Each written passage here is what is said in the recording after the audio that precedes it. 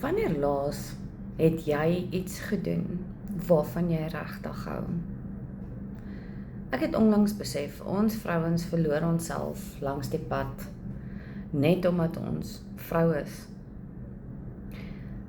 Ons is mamma, ons is vrou, ons werk, ons sorg vir almal, en ons sorg altyd dat almal rondom ons gelukkig is. Maar dan eendag besef jy, wat maak my gelukkig? Nou, ek wil vandag vir jou een ding vra.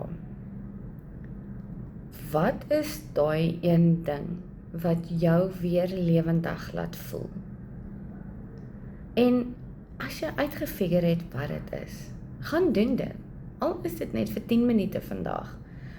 Net waar jy nie hoef te wees wat almal wil hê jy moet wees nie, maar laat jy net jouself kan wees. Kom, ek wil jou so vra ook. Kom ons begin 'n gesprek. Sit vir my in die comments, wat is daai ding wat jou as vrou weer laat lewendig voel? Dan help ons mekaar 'n bietjie. Laat ons sien, wat maak ons weer lewendig?